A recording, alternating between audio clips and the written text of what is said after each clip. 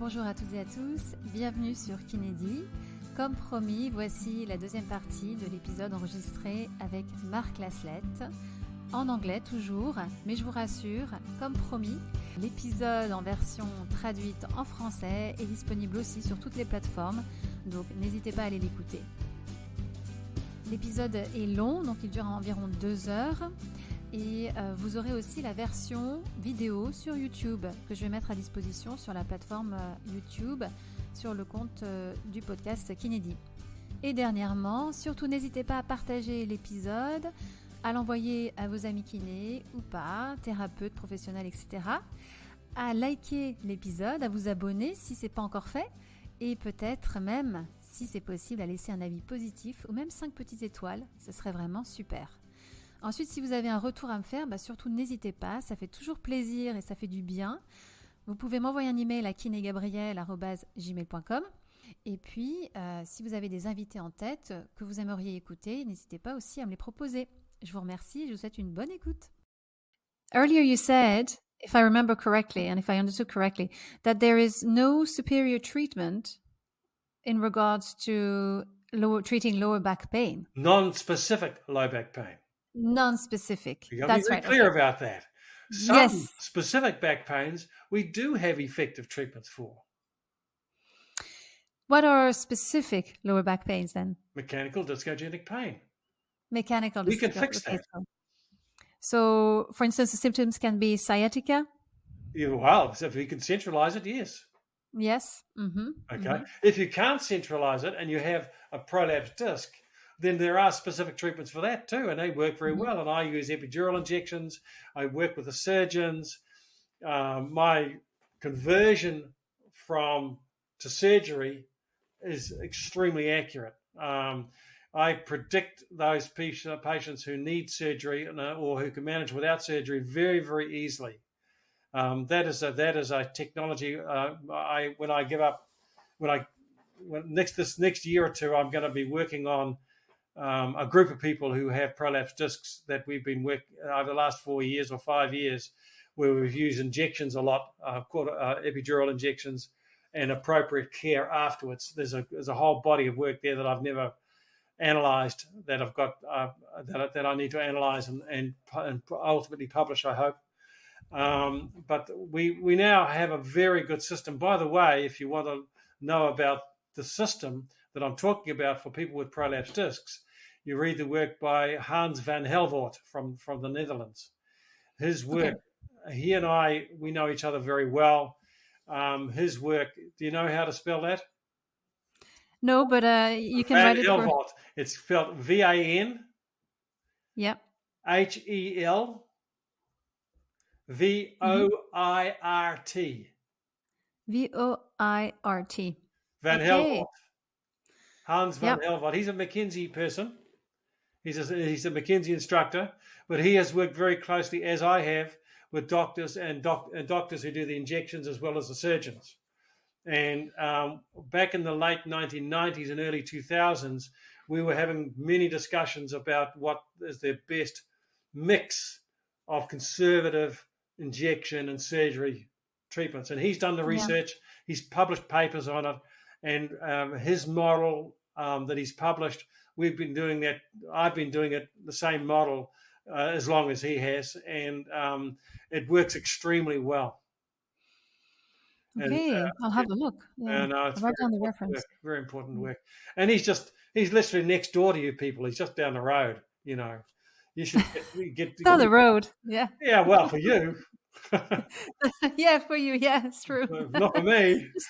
Just a short plane away. Well, it's a short train ride for that matter. Oh, train away. Yeah, That's absolutely. right. But no, Hans is a very good teacher, and he's done some very valuable work there.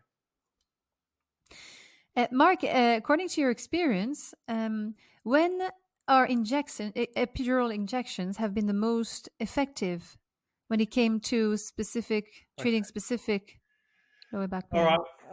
My present practice is a mixture of chronic and acute. All right. Okay. I have a very close working relationship with the local emergency department here. And we have several of the physiotherapists who work in the emergency department who have been trained by me, and they analyze the patients in the way that I require. And those patients who are not admitted to hospital because of cauda equina syndrome or fracture or cancer or some other serious problem, they are discharged. They are often discharged to me and my team. And we see these patients in the community. Now, these patients will walk in the door on crutches, and in terrible agony. They are on morphine or on fentanyl, and I examine them. And if we cannot centralize the symptoms, if we are unable to get good control of their pain, we give them an epidural. Now, I have a very, very strict protocol that the patients must follow with the epidurals. And I accurately measure back, buttock, and lower extremity pain before the injection, then 1 hour, 2 hour, 4 hours, 6 hours after the injection. And then I see them a week later in the clinic, and we do it again. And we can measure anesthetic and corticosteroid response using that methodology. And if they get a good result, we manage them conservatively.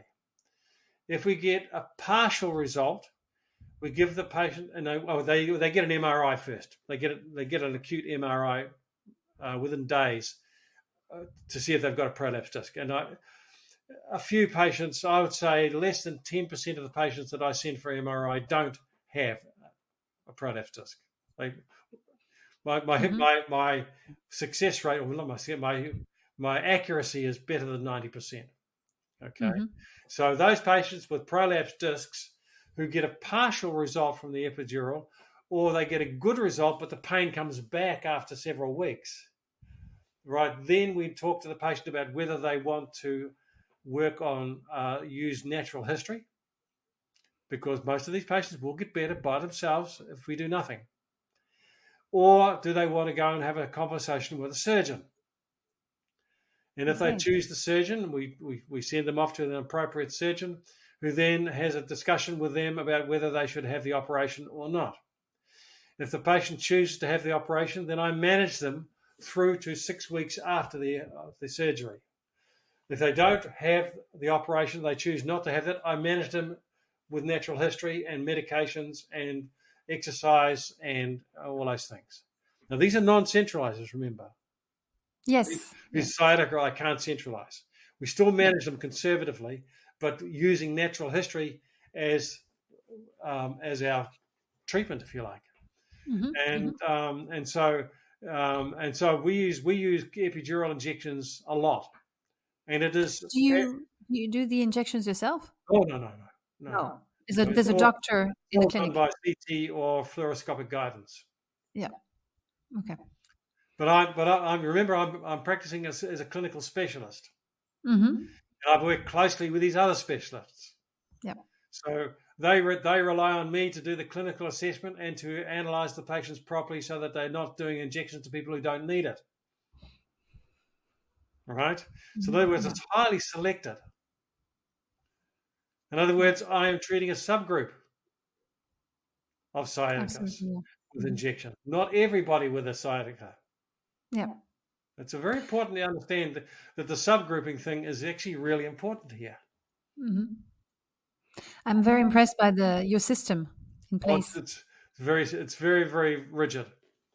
When I say rigid, it's rigid in the sense that my methodology is very precise. Yeah. All right. But with the options available to patients range all the way from do nothing. If you have a mild bit of sciatica, bit of straight leg raised limitation, but you can't centralize it, I say to the patient, it's going to get better. Don't worry about it. We'll get you in the gym, get you exercising. You'll be fine. Get into it. If you have a lot of pain and you can't sleep and you can't walk, then we'll give you an injection. Mm-hmm. We give people choices. The patients make the choice. We give so the patient is fully informed about natural history, and they make choices, and we don't make the choices for them. They make the choices because we educate them. Yes. And on that note, actually, Mark, my next question is, how do you manage a patient that doesn't want to do any exercise and that you know that the pain can centralize? How do you talk to them? How do you motivate them? Well, you see, when you get to my age, you can look at the patient straight in the eye and say, do you prefer pain? I mean, seriously now, when you do this, the pain goes away. Mm-hmm. When you do that, the pain comes back. Now, I've told you to go away and do that which makes you better and don't do the things that make you worse, and you're not doing it. Why? I look them straight in the eyes. Straight in the eyes. What is it? Do you like pain? You know? I've told you how to solve your problem, but you're not doing it. Why? That's a good question. It would be hard to say something. Well, no, the patient say, I'm too busy or this or that. I said, I don't have the time. You came to me with a single, what you asked me to do was to help you with your pain. I've shown you how to help you with your pain. I can't do your exercises for you. I can't do the 600 or 1,000 backward bends that you need to do every bloody day. Right, not 1,000, not that many, but you know what I mean. I know what you mean. You can lead a horse to water, but you cannot make it drink. That's true. All right, and so the important thing is that I've only got the reins here. Mm-hmm. But if you keep pulling on the reins, I'm going to let go. Mm-hmm. Yeah. Because you are here as a matter of choice. And so am I, by the way, as the therapist. I don't have to see you. There's no moral or legal law that says that I must treat you even though you'll do nothing to help yourself. And I tell the patients that. I'm absolutely brutal with those patients. Brutal. Yeah. Because I do it in a nice way. You know, I mean, I'm not, of course. I don't beat them around the head with it. You know, I just say, why? You know, if you want the pain, fine. You don't need to see me. Mm-hmm. If you want me to magically pass, look, this I use J.K. Rowling stuff quite a bit. I say, you want magic? This is not Hogwarts. I don't do That's magic. a good line. I like it. I might use it myself. Well, it's not rocket science. Yeah. Every patient that comes to see me is a patient who has the right to choose, and they can choose the wrong things, and it is their choice. I'm a liberal. If you want to do things that are bad for your health, go for it. But don't ask me to solve your problem that you are creating yourself. Yeah.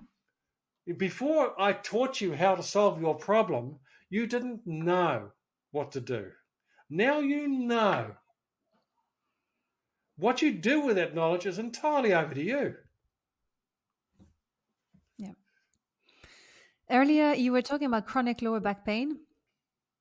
How does it fall into the non-specific categories? The concept of chronicity, I don't personally like that word chronic. I prefer to use the word perpetual or persistent pain. Persistent, yeah. Because chronic has this negative connotation that that it's impossible, that it's intractable. You can't get rid of it. Yeah. And I've had patients, if you go onto my website, you'll see a patient called Ian, who has had 8 years of daily pain. Every day he had pain so severe it would bring him to his knees. It'd be like bang, and hit him like that, and shit, like this, absolutely agony for about a minute. And he had chronic pain that would never go away. He was a man who as a job, he was a traveling salesman, and he would travel the length and breadth of the South Island of New Zealand, and some of these drives might be 7 or 8 hours long, and to do his job, but he was unable to sit for longer than 1 hour. So every half an hour to an hour, he'd have to stop the car, get out, and lie on the ground. Mm-hmm. Summer or winter, rain or hail, snow, somewhere he'd have to go and lie down every hour when he was traveling for 8 years. Now on my website, on my Facebook page, you'll see the initial an abbreviated vignette of Yes. His initial assessment, where he was shown to have an anterior derangement. For those people who are McKenzie trained, you know what I'm talking about. But for those people not McKenzie trained, he's a flexion responder. He has anterior column pain, which responds positively to flexion and gets worse with extension. And it's absolutely 100% reversible and repeatable in the clinic in the single first day. And he was essentially cured within a day. After 8 years, did you say, After 8 of years. suffering? Yes. Now, here's the thing. That's not to say he never got pain again. Mm-hmm. Yeah, But he was basically in control of his pain from the first day. And I've got a 5-year follow-up on him. And he is perfect. amazing. Now, does he have chronic pain? Does he have chronic pain? No. No. Did he have chronic pain when I first saw him? No. No. He had persistent pain. Yeah. Mechanically persistent pain, because of the mechanics of what he was doing with his body was persisting his pain. Mm-hmm. Mm-hmm. Once he changed his mechanics, That's right. Yeah. the pain stopped.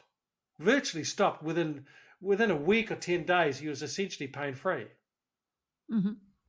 But he was in control of his pain from the first day. Now, do you give that guy cognitive functional therapy? Do you go and give him pills? Do you give him surgery? Now, if he had had an anterior interbody fusion, that would have solved his pain. But all he had to do was a few flexion exercises. Why give him surgery? And then slowly introduce him back to extension. Well, no, I never did any extension with him. Didn't have to. Didn't have to. Mm-hmm. Don't do any more than you have to. Mm-hmm. Mm-hmm. But some people have, that's an anterior derangement. The posterior derangements, people get enough flexion in their lifestyle. They don't have to be given flexion a lot of the time. All right? What you have to do is make sure you don't give them so much extension and so make them so crazy about flexion that they don't ever flex again. That's a problem too. Yeah. That's an iatrogenic cause of pain, that is. All right? But so you just treat that individual for who that person is. Some people listen to you so seriously, they take every word you say as gospel. And you say on the first day, you must not slouch and you must not do bend forward and you mustn't do this and what have you. And you do these exercises, and 10 years later, they haven't bent forward in 10 years. Well, that's not good. No. Have you ever tried to have sex without flexion? It's not possible. You see what I'm saying? Yeah. So, so living requires flexion. So the important thing is we want to get the patients back to normal life. Mm-hmm. Yeah. All right. You try putting on your socks without flexion. Very difficult. Yeah. But I have had patients who have had somebody put on their socks for 10 years because some McKenzie practitioner said to them, "Don't ever bend." But that's what the physiotherapist said on the first day. and never said, now it's time to flex again. Mm. So, and you have to understand that person, that Mackenzie practitioner was not practicing Mackenzie. Mackenzie's system was very, very clear. Absolutely. After a period of avoiding flexion, all right, then you reintroduce it to remodel the structures and get the function back, right? Mm-hmm.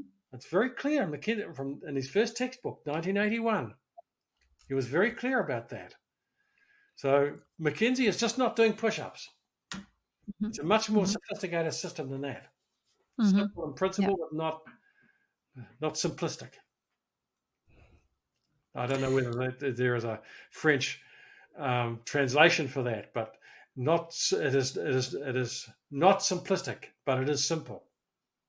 Do you understand the difference? Yeah. I don't know if there's a word for simplistic. Simplistic means like you reduce it down to such a simple level that it loses meaning. Mm. Whereas if it's simple in principle, but the principle then expands out to deal with a vast array of different options. Yeah. Principle is simple. Mm-hmm. The system itself is not simplistic or not simple because it's complex because everybody's different, right? Yeah.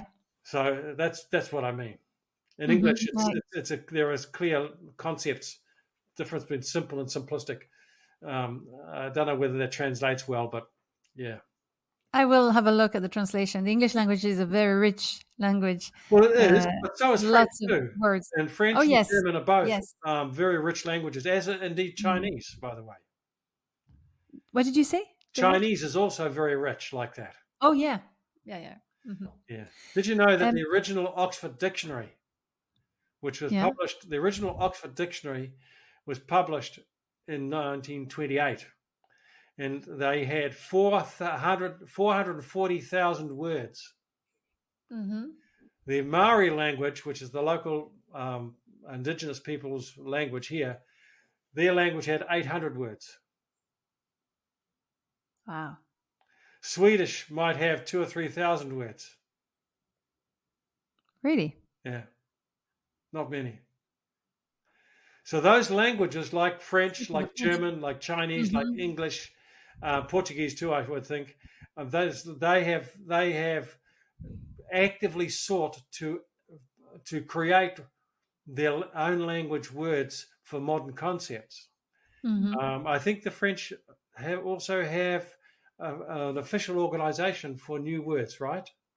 Yeah. Mm-hmm. Yeah. Well, English doesn't need that, but the French have done that, and I don't know whether the Germans do the same. But for example, I had one of my business partners used to be is a German, and he told me that the German word for a jack for when you're lifting up your motor car, in English we call it a jack, right? Yeah. In German, it's a car lifter, but it becomes a single word. Mm-hmm. So in other words, they have used modern concepts. There is a German word, there's a French word, like the telephone became la téléphonique, right? Mm-hmm. Mm-hmm. So when the telephone was invented, they had to have a French word for it, and that's the way it should be. That's what the growth in language should be. Yeah, that's true. Very true. Yeah. Anyway, that's what other questions? Go ahead. Oh, well, don't worry. Not too long now because we're already hitting an hour and a half. But you can edit. Yes. I don't want to keep you too long though. But it's all right. It's a daytime for me. It's like nighttime for you. It's good. It's good. You don't count the time when it's so interesting. But my next question was: we're talking about Mackenzie. Are there any limits in your view to the Mackenzie method? And Absolutely. if so, what are they? Yeah. Well, Mackenzie was probably the first major thinker to say what the limitations for his system was. He was very clear. He never ever said that you can treat all backs with his method. Mm-hmm. He never said that. He said, on the contrary, he said, these are the patients that respond well and fast, derangement syndrome. These are the patients who may respond over time, they're called dysfunction syndrome, to directional loading. Okay. And anybody who's practiced McKenzie for any length of time will know that there is a proportion of those dysfunction patients who actually ultimately get worse if you continue. And these are facet joint pains usually. And sacroiliac joint pains, they get worse. They appear to have a dysfunction, but they don't have a dysfunction. They have a pathology that causes limitation of motion at end range. And if you try to remodel it carefully over time, but it doesn't work. Mm-hmm. McKenzie knew this, and he had no problems with it. Then there's and imposter syndrome. We now know that imposter syndrome affects a fairly small proportion of patients, not very, but most of these patients have significant psychosocial issues. Mm-hmm. They're often, with all of my new patients, they complete the essential sensitization inventory questionnaire. And I don't know whether you're familiar with that. Are you familiar the questionnaire? With the Central Sensitization Inventory Questionnaire. It rings a bell, yeah. Yeah, it's a relatively new questionnaire. It was published first in 2012, and I've been using it ever since. And you can identify those patients who are sensitized. Okay, and I also use another questionnaire, the DAS-21 questionnaire, which gives me measures of depression, anxiety, and stress. I will write them down and put them on the description of the episode. The Central Sensitization Inventory. I can send you the papers. It's not a problem. Yes, and please. There's yeah. also the DAS-21 questionnaire, which I use as well. Mm-hmm. Okay. Do you use those for specific patients where you think there may every be patient, some, every patient. Every patient. Okay. Yeah. I mean, you got to remember, I'm practicing as a specialist here. Yes. All right. That's I need measures of psychosocial distress and sensitization, and those are my measures that I use. I also use the Roland Morris questionnaire. Everybody uses or the neck disability index for the neck. I have a measure of disability, a measure of sensitization, and a measure for anxiety, depression, and stress. All right, and every patient I see has that. But again, you remember that I have to be aware of those aspects of things more than most because of my role. Yes, as a specialist, yeah.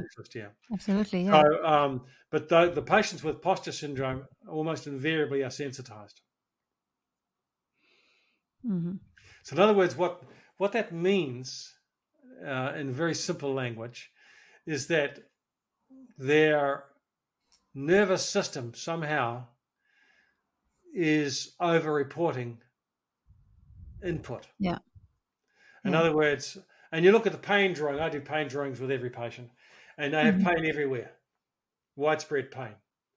And they have trigger points in all these different spots and these sorts of things. And what it means is that the normal input the brain is getting from the body, when you move your arms, when you move your body, all right, the brain has to make sense of this. And normally what happens, and I use this as an explanation for patients, is that, take for example, I'll put my finger on their forearm like this, right? Little mark. These are age spots, getting old. If I press on that doesn't hurt me, does it? But if I increase the intensity of the stimulus at a certain point, my brain says, stop doing that, you're going to damage the tissues. And that's called pain.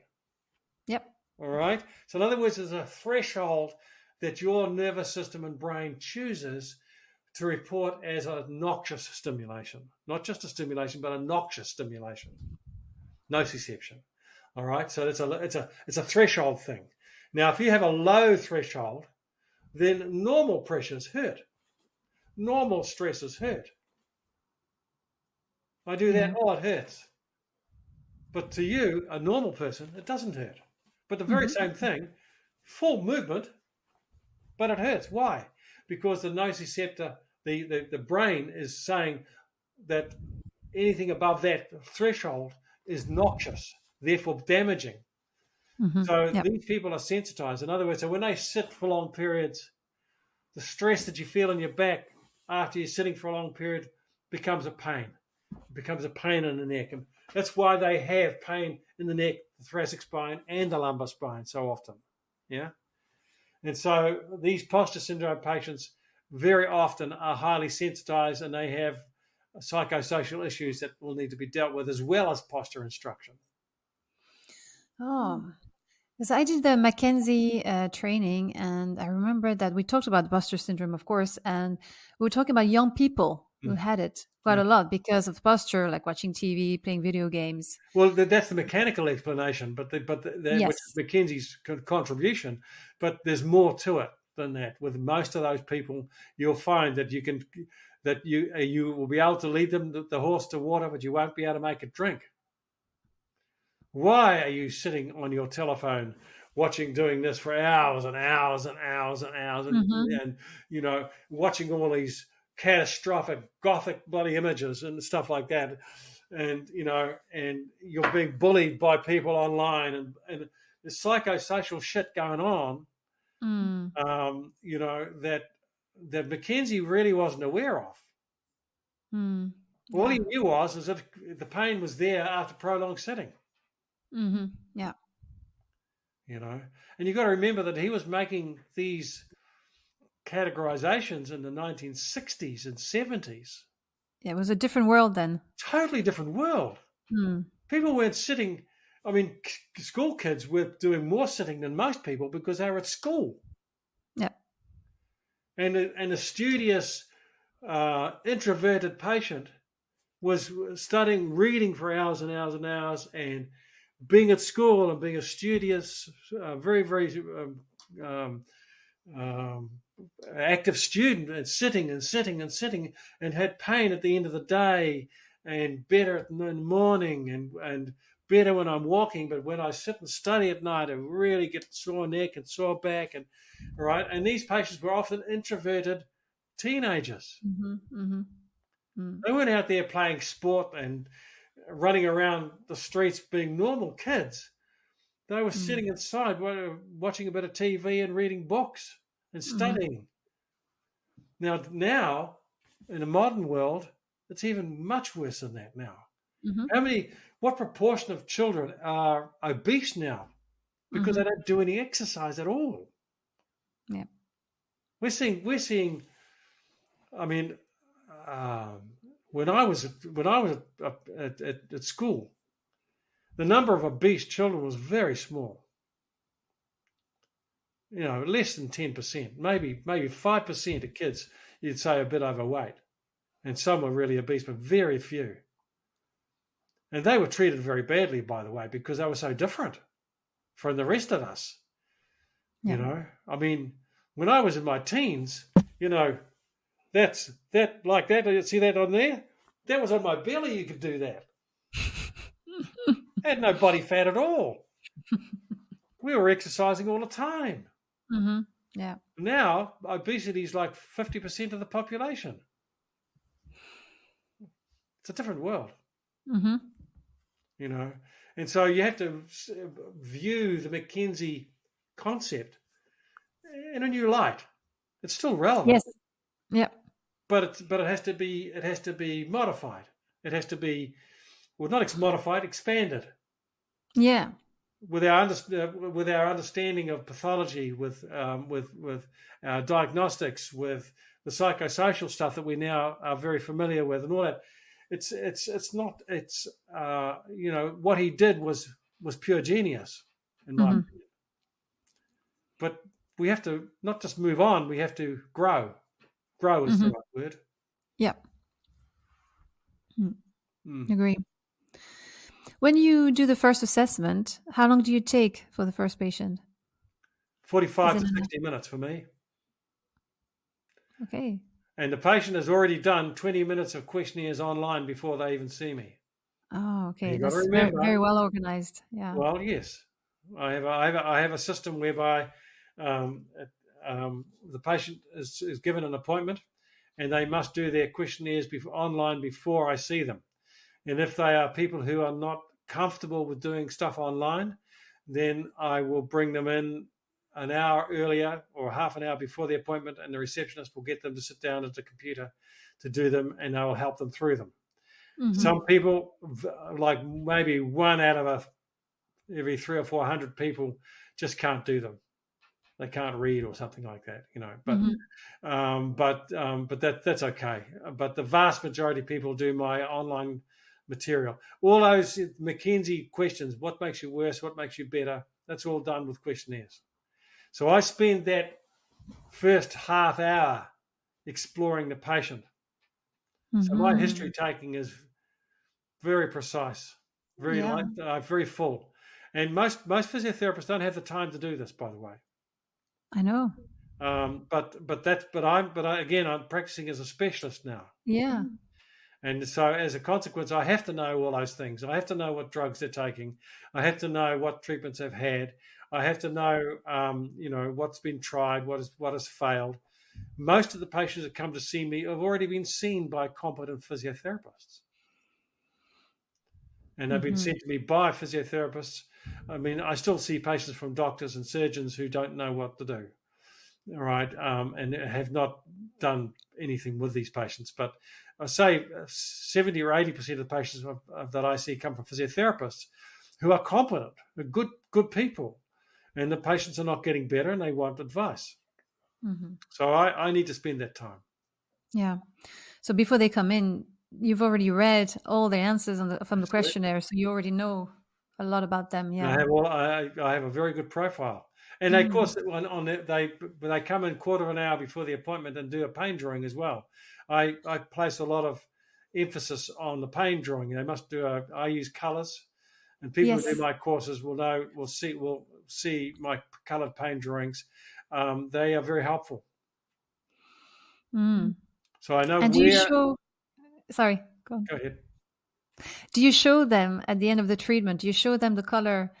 And then you ask them to do it again and see the difference? No, I don't actually. I don't do that, although that is certainly an option. If the pain is centralized, then you could do another pain drawing to demonstrate that. But I don't do that. Most of my patients have already had that attempt to centralize it. So the number of patients whose symptoms centralize in my clinic is very low because they've already been seen by competent therapists. I'm seeing a selected group of non-centralizers mostly. I see. I see. Yeah, it's interesting. Yeah, and do you videotape your patients? Is it every patient? Yeah. So you don't take notes during the assessment? No. Yeah. You just like face to face ask your questions. Me and you. Tell me your story. And I structure it. It's a structured interview. It's not random. The patient wandering all over the place. I say, where is your pain? I check the pain drawing to make sure they got the left and right correct, and where the dominant pain is, and where the pain started. Then I get the patients get that scanned in. I come back, and I see the patient. I say, now, okay, tell me, when did this all start? How long ago? And if they start rambling off onto something, it hurts me when I'm sitting. No. Now, answer my question, please. What were you doing at the time the pain commenced, and how long ago was that? Well, this started last week. Yes. Did you have pain before last week? Oh, yes, I've had pain for years. Okay. How old were you when you first started to get pain? So in other words, I want to know what the story is, what the episodic or whatever history there is, and then what is the most recent event that led them to come to see me, etc. So I lead them. I structure it, but I will not allow them to miss my questions. Yeah, I must get answers to my questions. It's got to be their answers, not my answers. It's got to be their answers, but I must get answers. And so I'm very, very demanding of my patients in terms of the history, and I make no bones about. I don't. I'm not gentle in some respects because, for example, if I suspect a patient is a drug user, for example, or if I'm looking at them and they're telling me that they have lost a lot of weight in the last 6 months, I'll say, really? Why? Was that intentional or you don't know why? You know, I mean, are you otherwise well? You know, I mean, so in other words, they lead me, but I must get answers. And it can take a while. Mm-hmm. And then my physical examination can take 15 minutes most of the time, maybe 20. If they're a patient that needs a lot of, like an acute patient that's very difficult to move, the history generally is really shorter, all right, because they're in acute pain. And then the physical examination to see if I can centralize the symptoms is much longer because they're in a lot of pain. So it varies, but the chronic pain patient, a lot of it's history, mostly. And then there's the physical examination, which may usually take 15, maximum 20 minutes. Mm-hmm. Do you give them the exercises to go home on the first session? Oh, yeah. But sometimes if I cannot complete my appointment and the time, I bring them back as soon as I can the next day if necessary to complete my examination, or the next week. Sometimes I don't have time. The story's so long that I don't have time to do the repeated movement assessment. I bring them back the next week and I do their repeated movement assessment then. Mm. So, but it's important that I get the story right. Yeah, absolutely. Yeah. Mm-hmm. Yeah. Wow. I have one last question, Mark, and then I will let you go. But thank you so much. It's a very simple question, not simplistic, simple. What makes a good physio? In one sentence. I won't make it in one sentence, but I'll give you some of my thoughts on that. First of all, we're all different. Yes. I have physiotherapists who are not like me at all, but they're just as good as I am. They are much more empathetic than I am. They're much more caring and less brutal than I am. I mean, you know, I'm a personality of a certain type, okay, and so patients work with me, and I'm trying to be as gentle as I can, but I must get answers. All right, that's the person I am, but not all physiotherapists are like that. So in other words, what I really want from a physiotherapist is you must be a seeker of truth. How you get to that point is unique to you as a physiotherapist. You have to have certain basic trainings, all right, in terms of your history taking and assessments and what have you. If you want to do back pain, you have to certain things you must know how to do, all right, and how to interpret the information, all right. But that's just training. But what makes a good physiotherapist is somebody who's a seeker of truth and who genuinely wants to be an agent by which that patient gets the best result their body will allow. Very well said. I like it. It's not an easy question to answer because there are many physiotherapists, very different people who are outstanding. And there are very good people who are very competent, but they're not good physiotherapists. Mm-hmm. They know a lot of stuff, but they're not good physiotherapists. Yeah. And the same goes for patients as well. You know, we say the physios have the patients they deserve. You know, some patients will go to. Well, so I remember Mackenzie. I asked some of these questions to Mackenzie years and years ago, and he looked me straight in the eye and he says, "Mark, you can't treat idiots." And it's true. Some patients, you have to say, "I can't help you," because you can't. They're not ready for help. I'll give you an example of one case. Before we go.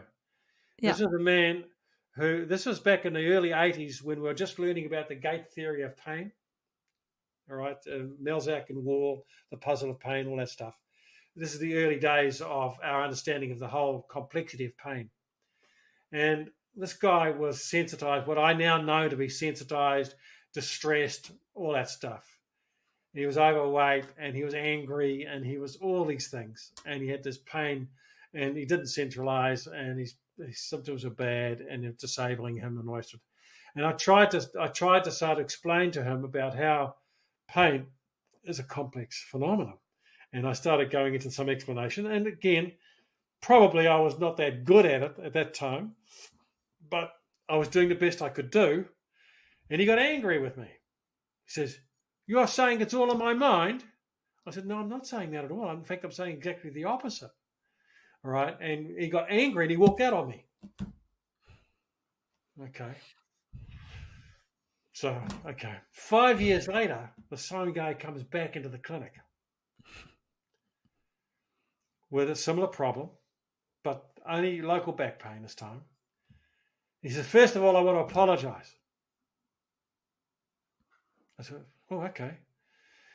And he said to me, "Mark," he says, I apologize because I behaved inappropriately, and I think I'm ready to listen to you." Well done. And he got better. Amazing. Yeah. It just took him 5 years to come around, Yeah. but he did it. And he was that's a person of extraordinary courage, by the way. Yes, absolutely. Yeah. So that's a real case. Mm-hmm. I don't remember his name. I don't remember any other details other than that. But that was one that stuck in my mind. Is that some patients, and sometimes they've got to be ready. It's what is it? Yeah. What was it? It's something that's about teaching. There's several things about when the student is ready, the teacher will appear. Mm-hmm. Well, it works the other way too. Yeah. When the teacher is ready, the students are already there. Yes. Oh, Works both ways. But yeah. Sometimes sometimes the patient knows more about what to do than you do, and you have to be prepared to listen. Absolutely. Yeah. Most of the time, it's the other way around, though, where the patient has to be ready to listen to you and to be guided by you and to be given the information from you. Mm-hmm. Right. So this is this therapeutic alliance, this rapport with the patient that we have to have. Mm-hmm. And that takes years to develop as a physiotherapist or any clinician for that matter. You don't have to be a physiotherapist, obviously. Yeah. And it takes years to develop. And some people never get it. Some people are naturals. I don't think I was probably a natural at this. This was an educated development in me personally. I was always interested in the patients, which probably is the big start. Mm-hmm. And I was always honest about my successes and failures. All right, I think that's really important to be. You have to be honest about when you're succeeding and when you're failing. And you have to accept the fact that you can't win with everybody. Absolutely, yeah. Yeah. Well, that's what constitutes a good therapist. Well, that's your description now. That's right. It's fine. Well, thank you so much, Mark. Thank you for your time. I really, really enjoyed that. By the way, are you going to be in Paris? Yes. I'm coming. I'll be in Paris in May. Oh, what dates? I've got a 2-day course in Paris with Agent CBP. May 3rd and 4th. May 3rd and 4th. Okay, I'll have a look. Well, thank you so much, Mark. I really, really enjoyed it. Thank you for your time.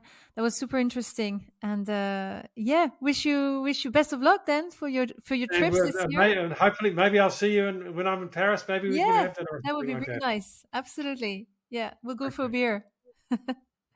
Bye, Mark. Have a good day. Goodbye.